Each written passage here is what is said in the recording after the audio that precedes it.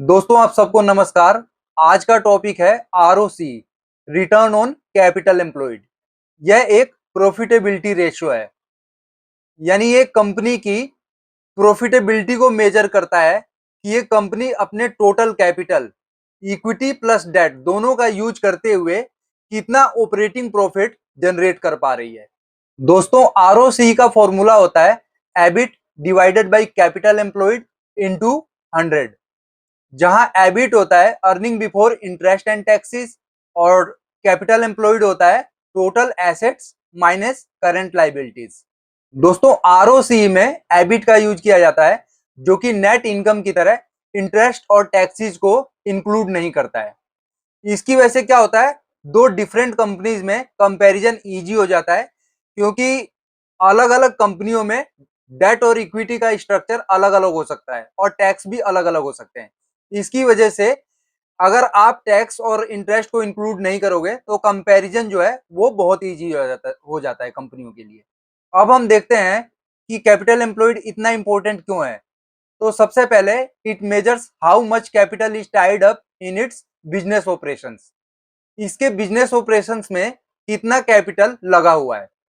Second है कि ये कितना एफिशिएंटली अपने टोटल जो कैपिटल लगा हुआ है उसका यूज कर पा रहा है, कितना एफिशिएंटली ये उससे प्रॉफिट जनरेट कर पा रहा है। और थर्ड है कितना परसेंटेज, कितना हाई परसेंटेज ये आरओसी जनरेट कर पा रहा है अपने कॉम्पिटिटर्स के अगेंस्ट।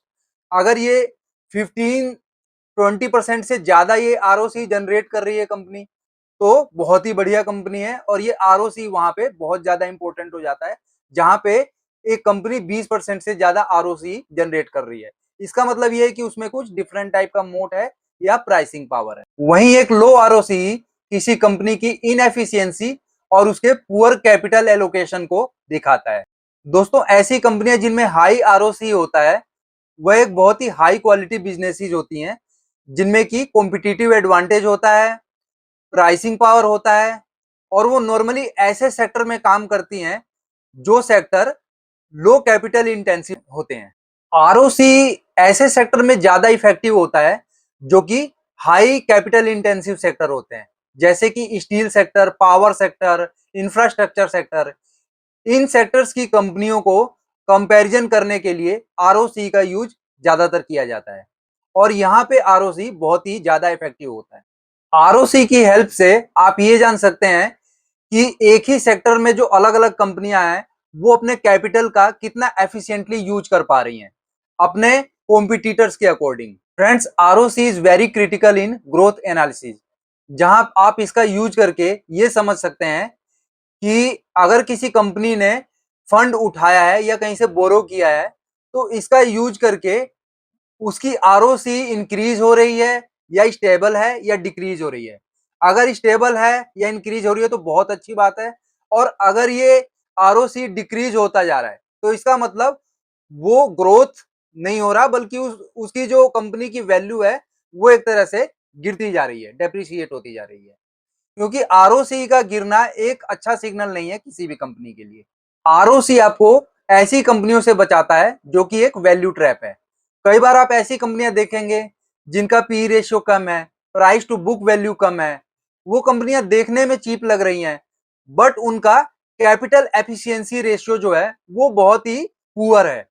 तो ऐसी कंपनियों से हमें से बच के रहना चाहिए, और आरओसी आपको ऐसी कंपनियां जो कि वैल्यू ट्रैप है उसको फाइंड आउट करने में हेल्प करती है। दोस्तों आरओसी इतना यूजफुल क्यों है, क्योंकि ये इक्विटी प्लस डेट दोनों को कंसीडर करता है।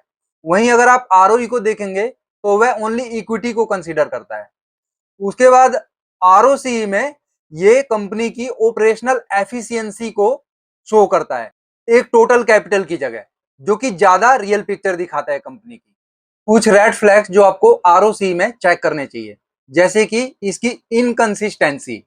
अगर आरओसी फ्लक्चुएट हो रहा है, यानी किसी साल बहुत ज्यादा है, किसी साल बहुत कम है, किसी साल नेगेटिव में पहुंच जा रहा है, तो ऐसा आरओसी उस कंपनी के लिए अच्छा नहीं है, उसके ग्रोथ के लिए अच्छा नहीं है।